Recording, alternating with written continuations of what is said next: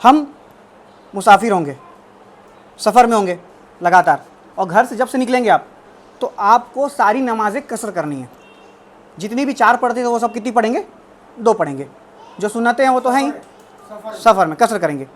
सफ़र में मतलब वहाँ मदीने में भी होंगे तभी आप कसर ही पढ़ेंगे, मक्के में होंगे तो भी कसर पढ़ेंगे, जहाँ भी होंगे अब आप कसर नमाज ही पढ़ेंगे, क्योंकि आप 15 दिन कहीं रुकने वाले नहीं हैं, क़याम नहीं करने वाले हैं, तो आप मुसाफिर की वहाँ पर हैसियत में होंगे, इसलिए आप सारी नमाज़ें जो हैं कसर कर लेंगे। हम वहाँ जा रहे हैं, बहुत ही मुक़द्दस मकाम में जा रहे हैं, लेकिन हमारा रब वो है जो दिल के ख़यालात को भी सुनता है। वो सारा रिचुअल जो इस्लाम में है और जो सारी जो अरकान है उसको हम पूरा करने जा रहे हैं, लेकिन हमारा रब यहाँ से भी उतना ही सुनता है जितना वहाँ से सुनता है, क्योंकि वो मालिक कायनात है ना। और जहाँ भी जाइए अपने रब से बहुत ज़्यादा दुआ करिए, जितनी ज़्यादा आप दुआ करेंगे अल्लाह इंशाअल्लाह उतनी ज़्यादा आपको अता फरमाएगा। आधार कार्ड, पासपोर्ट ज़रूरी रखना है। आधार कार्ड ओरिजिनल आप सभी रखिए, ठीक है, और पासपोर्ट ज़रूर रखिए, बहुत ज़रूरी है। सबसे बड़ी बात तो यह है कि मैंने वहाँ पर भी जाके लोगों को शिकायत करते देखा है। कोई बोलता है भाई खाने में मज़ा नहीं आ रहा है, कोई बोलता है होटल थोड़ा और मज़ा आ जाता, कोई बोलता है अरे सफ़र में गर्मी लग रही है। तो एक नाशुक्र ये तो देख अज़ीमत किधर की है। हम जहाँ का हैं ये हमको देखना है। सबसे बड़ी चीज़, हमको सब्र का दामन रास्ते में नहीं छोड़ना है। बहुत गुस्सा आता है और गुस्सा आएगा, चिड़चिड़ापन होता है, चिड़चिड़ापन होगा, गर्मी भी होगी और परेशानियाँ भी होंगी। हो सकता है कुछ ट्रबल भी हो जाए, कोई गुम जाए, कुछ हो जाए, कोई हादसा ही पेश आ जाए या कोई मसला ही पेश आए। आपको बुलाया किसने पहले ही बताइए? अल्लाह सुब्हानहू तआला ने आपको बुलाया है। जिसने बुलाया है वो इंतज़ाम फरमाएगा। आप जो है हस्बुनल्लाह व नेमल वकील, नेमल मौला व नेमल नसीर के ऊपर यकीन रखिए कि जिसने बुलाया है वही सब इंतज़ाम करेगा।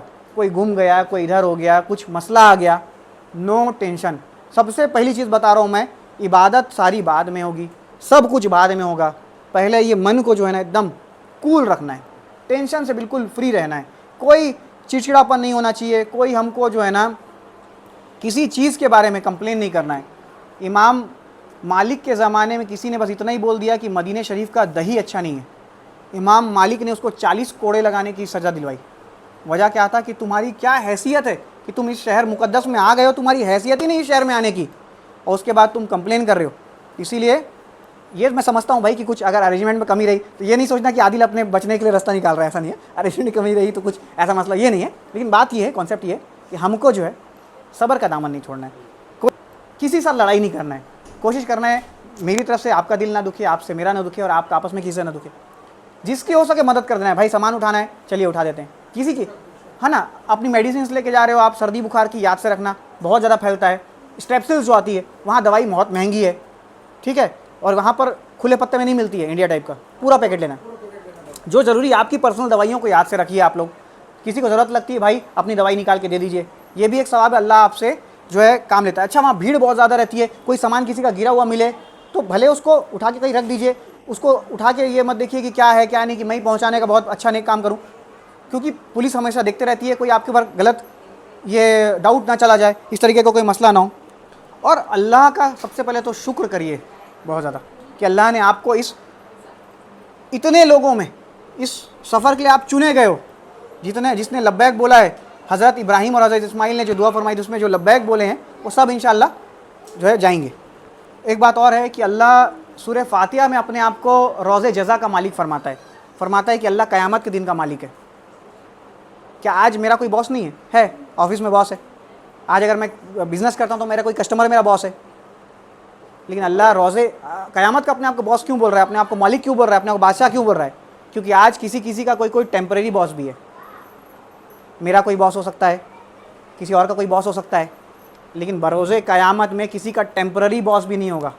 उस दिन हुकूमत सिर्फ अल्लाह सुब्हानहू तआला की होगी। इसलिए अल्लाह फरमाता है कि रोज़े जज़ा का मालिक है वो सूरह फातिहा में। और उस रोज़े जज़ा के मालिक ने जो क़यामत का दिन रखा है बड़ा ख़तरनाक दिन है।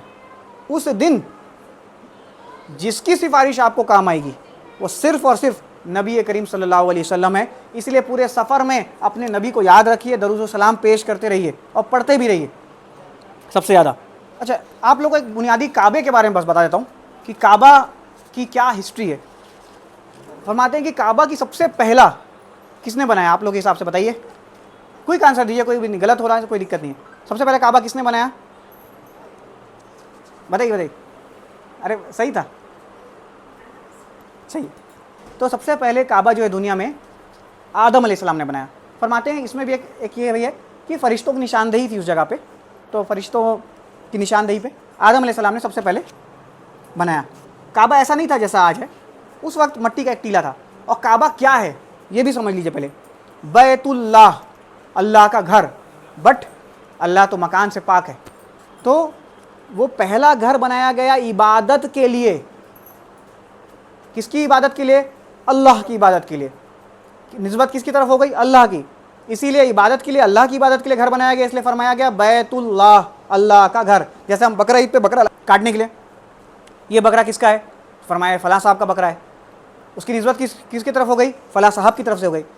तो इसीलिए इसकी निस्बत किससे हो गई, अल्लाह से हो गई। क्यों, क्योंकि ये बैतुल्लाह है, क्योंकि अल्लाह का घर है, अल्लाह की इबादत के लिए पहला घर।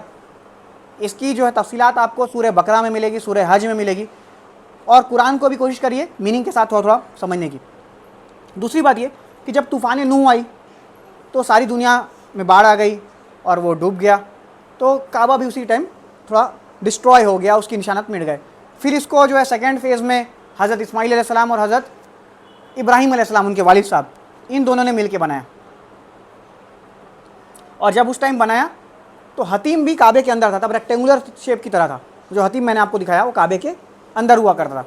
उसके बाद फिर हुजूर सल्लल्लाहु अलैहि वसल्लम के ज़माने में कुरैश ने बनाया। आप लोग वो वाक़या सुने होंगे कि हजर अस्वद कौन रखेगा, इस बात पे झगड़ा हुआ।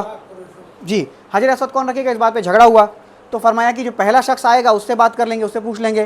तो हुजूर नबी करीम सल्लल्लाहु अलैहि वसल्लम तशरीफ़ ले आए, आपसे फरमाया जो सरदारों ने कि भाई ऐसी सी बात है, ये हजर अस्वद पे लड़ाई हो गई है, कौन रखेगा। तो फरमाया इसमें कोई परेशानी की बात नहीं है, एक कपड़ा ले आओ, कपड़े के चारों कोने तुम सब सरदार पकड़ लो। और हुजूर ने अपने दस्ते मुबारक से उसको फिट कर दिया। उसके बाद बनु उमैया के दौर में, गालिबन यजीद के दौर में, जब मक्के को घेरा गया और काबे के ऊपर पत्थर मारे गए, तो काबा का गिलाफ जल भी गया और वो उसका एक हिस्सा डैमेज भी हो गया। तो उसके बाद अब्दुल्ला इब्ने ज़ुबैर ने उसको फिर से रिकन्स्ट्रक्ट किया। उसके बाद फिर बनु उमैया के दौर में और एक बार रिकन्स्ट्रक्शन हुआ, बनु उमैया के दौर में ही। उसके बाद जब ओटोमन्स आए, सल्तनत उस्मानिया, लंबे समय तक, आज से 1924 में उनका जो हुकूमत ख़त्म हुई है, लंबे समय तक उन्होंने हुकूमत की हिजाज़ के एरिया में। उनके द्वारा जो है इसका रेनोवेशन किया गया। और अभी उसके बाद फिर से सऊदी गवर्नमेंट की तरफ से मेजर रेनोवेशन किया गया, उसमें बदलाव कुछ नहीं किया, रेनोवेशन किया गया। और अभी इस साल भी जो है मक्के में जो है ना काबे के ऊपर मेजर रेनोवेशन हुआ है। तो काबा अंदर से खाली है, उसमें सिर्फ 3 पिलर हैं और वो सिर्फ़ और सिर्फ इबादत की एक जगह है। लेकिन उसको नबियों से निस्बत है, अल्लाह से निस्बत है, इसीलिए उसका ये मकाम है कि हम उसका तवाफ़ करते हैं। बेसिक डॉक्यूमेंट्स के बारे में बताया हूँ, है ना, क्या क्या रखना है इसमें। जो आपको नहीं रखना है, जो आपके काम का नहीं है, उसको आप इग्नोर कर दीजिएगा, ये बस एक लिस्ट का हिस्सा है। असली पासपोर्ट, एक बार चचा फोटोकॉपी वाला पासपोर्ट लेके चले गए थे, एक चचा, ये असली में हो चुका, आप मजाक सोचोगे पर सही में वो फोटोकॉपी वाला लेके चले गए थे। बहुत तकलीफ हो जाती है। क्या होता है, हम चीज़ों को कैजुअल लेते हैं और कई बार ऐसा, और इसका बार बार करोड़ों बार अल्लाह की बारगाह में शुक्र करिएगा कि अल्लाह रब्बुल इज़्ज़त ने आपको चुना है, बुलाया है ना। कई लोग ऐसे भी हैं, हम जानते हैं, जो जद्दा तक पहुँच गए और वहाँ नहीं जा पाए, जद्दा से वापस आ गए, घबराहट लग रही है बोल के, ऐसे भी लोग हैं। तो अल्लाह का लाखों शुक्र करिएगा। असली पासपोर्ट रखना है। उम्रा के वीज़ा की कॉपी इंशाल्लाह कुछ दिनों में आएगी, ठीक है। हवाई टिकट भी आपके पास कुछ दिन में आएगा। होटल बुकिंग की तफसील इसको रखने की ज़रूरत नहीं हमें आपके साथ। वैक्सीन सर्टिफिकेट की अभी डिमांड नहीं है, पहले थी, अब ज़रूरत नहीं है, ऑनलाइन भी रहेगा, चल जाएगा, पर अभी डिमांड नहीं है इसकी, ठीक है। राब्ते का नंबर, मेरा नंबर सबके पास है, और भी 1-2 लोग का नंबर रख लीजिएगा ताकि कभी कोई परेशानी हो तो रब्ता कर सके। सऊदी रियाल इंशाल्लाह कुछ यहाँ से ले लेंगे, ज़रूरत पड़ेगी तो, नहीं तो वहाँ मिल जाएगा अपने को, कोई दिक्कत की बात नहीं है, ठीक है। पॉकेट कुरान अगर रखना चाहे तो छोटा कुरान कोई सफ़र के लिए रखना चाहे तो रख सकते हैं। तस्बीह, दुआ की किताब, जाए नमाज एक छोटी सी रख लीजिए, वो अच्छा रहता है, क्योंकि आप अपनी जगह में उसको रखेंगे, एक आपसे उसका लगाव भी हो जाएगा कि आप यहाँ पर उसको याद रहेगा, आपको यादगार रहेगा कि आपने उसको इस्तेमाल किया था अपनी, हाँ, उसको वहाँ जाके गए, है ना। नोटबुक और पेन कॉपी रखना चाहे रख सकते हैं, ये अच्छी चीज़ है। आजकल बहुत सारे लोग इसको ऑनलाइन भी करके डिजिटल तौर पे मोबाइल में भी सेव कर लेते हैं, मेमो में भी लिख लेते हैं, कोई दिक्कत नहीं है। छोटा बैकपैक ये ज़रूरी है, क्योंकि आपको एक हैंड लगेज चाहिए, उसके लिए आप कोई भी रखना चाहें रख सकते हैं। लगेज बैग एक बड़ा वाला, लगेज बैग बड़ा वाला, दरख्वास्त है चक्के वाला, अच्छी क्वालिटी का, किसी चीज़ में आप पैसा खर्च करिए नहीं करिए, अच्छी क्वालिटी का बड़ा वाला बैग रखिए, चलाने में भी तकलीफ नहीं हो, दूसरा उठाने में भी नहीं हो, तीसरा एयरपोर्ट में बहुत ही बेरुखी के साथ उसके साथ किया जाता है। एक बार अगर आप देख लो कि और एयरपोर्ट में कैसे आपका सामान फेंकते हैं ना, तो आपका झगड़ा हो जाएगा उनके साथ, मतलब बहुत ही गंदे तरीके से फेंकते हैं। तो इसलिए मजबूत रखिएगा उसको। क्या है, एक बार मैं सफ़र में था, एक चचा ऐसे थे कि वो एकदम जुगाड़ वाला हिसाब रहता था, तो वो जब एयरपोर्ट पहुँचे तो उनका पहला पट्टी टूटा, वहाँ उतरे तो दूसरा पट्टी टूटा, वापस आए तो तीसरा पट्टी टूटा, आते टाइम वो नवजात बच्चे की तरह अपना बैग को लेके इस तरीके से आ रहे थे। तो इसीलिए अच्छा बैग रखिए, अच्छा क्वालिटी में रखिए, ठीक है। मेरे नाना थे,